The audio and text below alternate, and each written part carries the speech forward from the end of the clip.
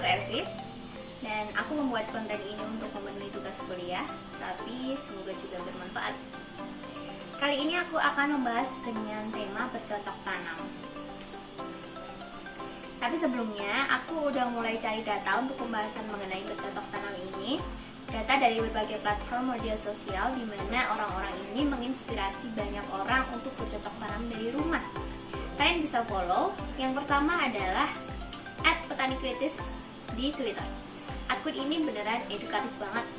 Beliau kasih banyak saran buat pertumbuhan tanaman, berbagi cerita tentang pertanian, lahan, dan juga selalu tanya ke followersnya harga sayuran, harga buah di daerah masing-masing itu berapa. Aku sangat yakin beliau bukan hanya menginspirasi aku, tapi kamu semua saat ini juga akan sangat terinspirasi untuk action bertani walaupun cuma dari rumah. Dan yang kedua, di Instagram itu kalian bisa follow di @tantrinawira, yaitu salah satu influencer yang pas banget untuk diikuti kalau kita mau mencoba bertanam dari rumah. Bahkan sekarang ibunya Haula ini membuat kebun ataupun sawah buat bertani di sebelah rumahnya.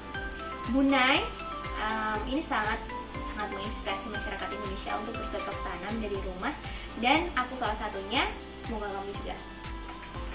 Dan sekarang kita berbicara tentang bercocok tanam. Indonesia punya budaya bercocok tanam yang unik. Kalian tahu pasti, namanya tandur. Oke.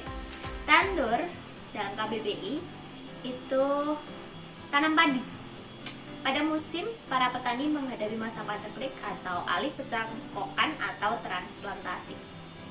Ini adalah videonya.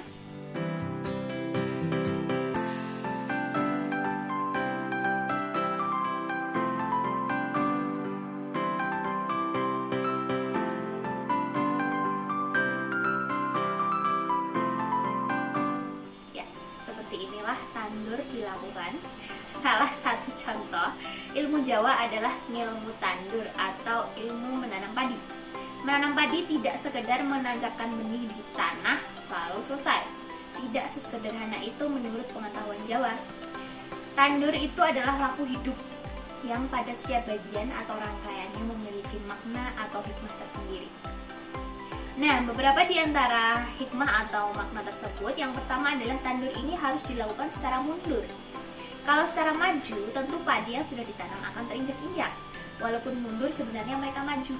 Kenapa? Dalam arti, nantinya petani itu akan memperoleh kemajuan, yaitu akan memanen padi, akan bisa makan nasi, atau padinya dijual untuk kebutuhan lainnya.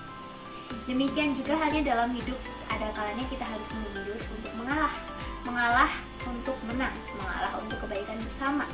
Suami istri yang sering bertengkar biasanya karena keduanya selalu ingin menang, tiada yang mau mengalah. Juga sering adanya tawuran pelajar, perang antar kampung, bahkan perang antar negara karena didasari nafsu ingin menang dan mengalahkan orang lain.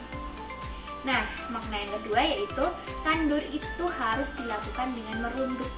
Kalau dalam bahasa Jawa namanya menjengking.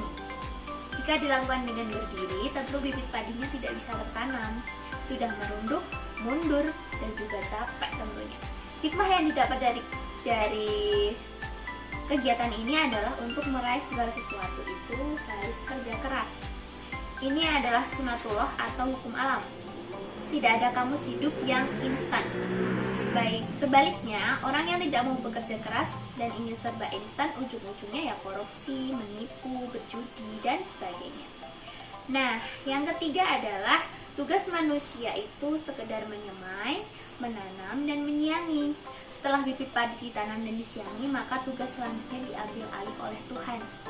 Tuhanlah yang akan menumbuhkan padi menjadi lebat dan tinggi, menumbuhkan biji-bijinya. Setelah bekerja keras, manusia memasrahkan segala sesuatunya kepada Tuhan yang disebut juga dengan tawakal, dan ini bermakna spiritual atau inti dari keimanan seseorang. Jika sudah bertawakal, apapun hasilnya, bagus atau tidak panennya, akan ia terima dengan lapang dada dan senang hati. Ia tidak akan kecewa dan sedih, karena ia sadar sepenuhnya bahwa manusia tiada punya kuasa, hanya bisa berikhtiar.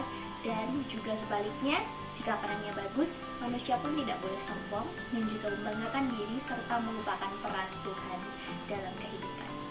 Nah, itu tadi sedikit informasi tentang makna tandur yang bisa saya bagikan ke kalian semua. So, aku harap pembahasanku mengenai bercocok tanam ini bermanfaat. Silahkan follow akun-akun yang di atas tadi, aku cantumkan di deskripsi. Aku berharap konten ini dapat menginspirasi kalian untuk bercocok tanam dari rumah, dan juga kita belajar sama-sama tentang budaya unik di Indonesia, yaitu tandir. Akhir kata, seperti yang dikatakan oleh pemilik akun @petani_kritis di Twitter, menjadi petani bukanlah sekedar dijadikan sebuah profesi saja, tetapi juga menyangkut kemanusiaan dan juga mendorong ekonomi negara. See you!